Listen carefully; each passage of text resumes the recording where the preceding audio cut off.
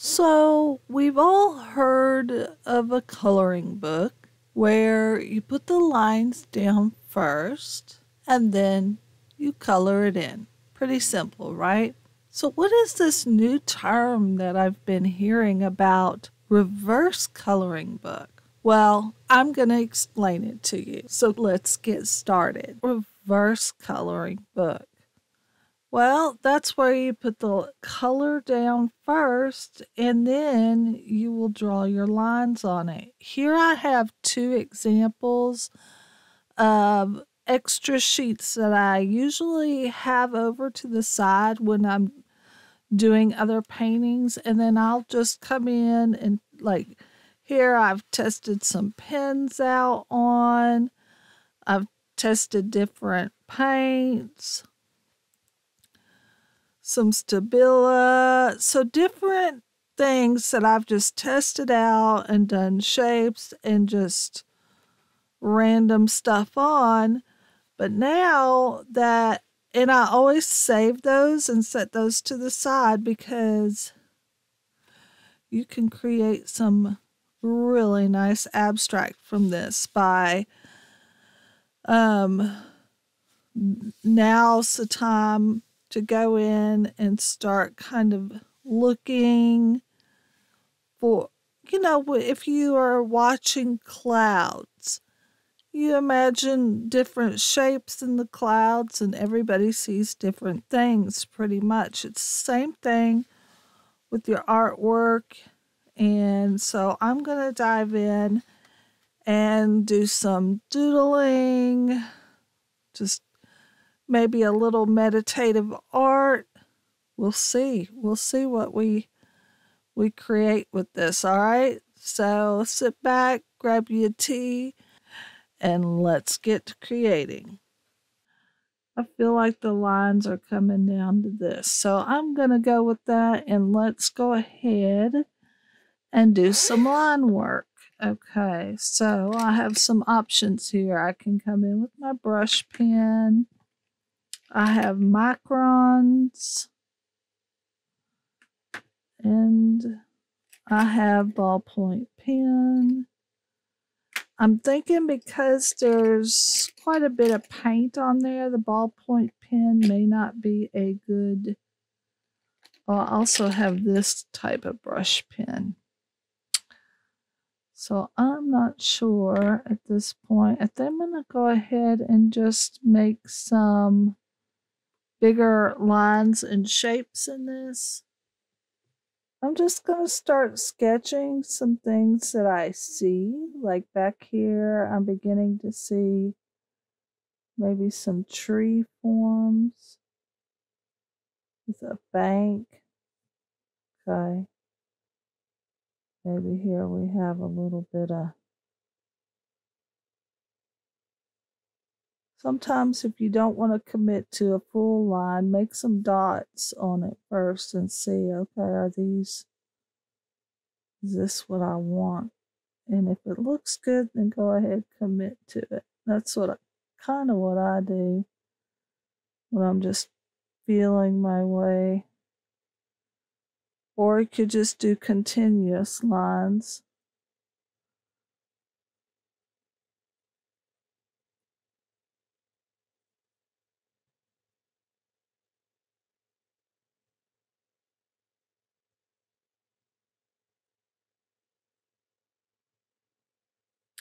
Kind of get that as I'd like to make that line thicker. And definitely vary your lines, because by varying your lines, you're building up depth.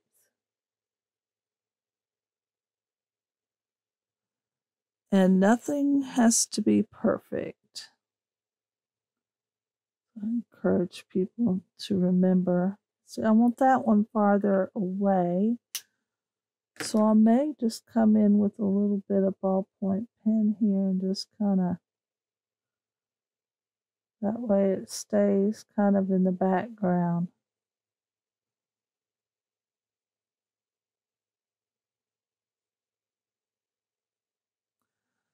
So what's the purpose of reverse coloring book?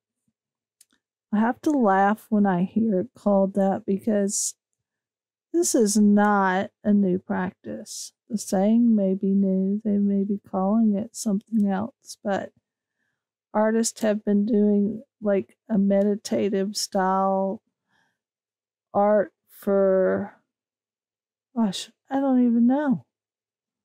Probably as long as there's been artists. I mean, there's several ways to do meditative art. It doesn't matter if you do the line work first or just build it as you go kind of thing. But I encourage you to try all the different ways to do meditative art. I'll probably be doing an upcoming video, but I do have a video that's probably it's a very short video. It's only like 5 minutes long. It talks about a couple of ways to do meditative art, which is quite interesting. I'll link that below. But yeah, so whether like one of my other favorite ways is to just literally close my eyes and start making some lines on the paper and then start building from that. And it doesn't have to make sense because you're going to have several elements in the same drawing. Like, I don't know what this is. I'm kind of feeling like this would be maybe some kind of dragonfly here. So I'm going to put some wings on it and just keep building. And doodling. That's basically what I'm doing. I'm doodling. Helps to put on some music. Just really try to empty your mind and just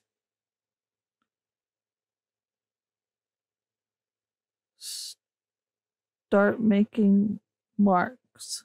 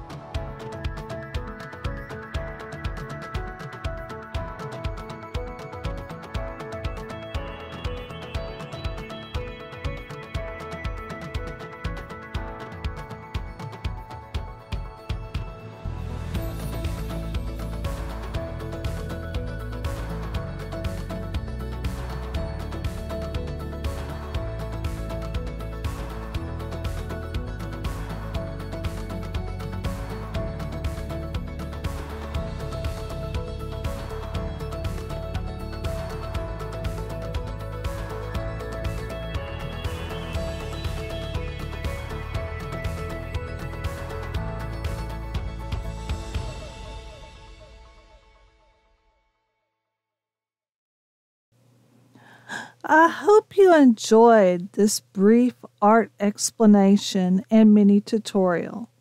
If you enjoyed this video, hit that subscribe button. Check the description below for a list of supplies, and happy creating. See you all soon.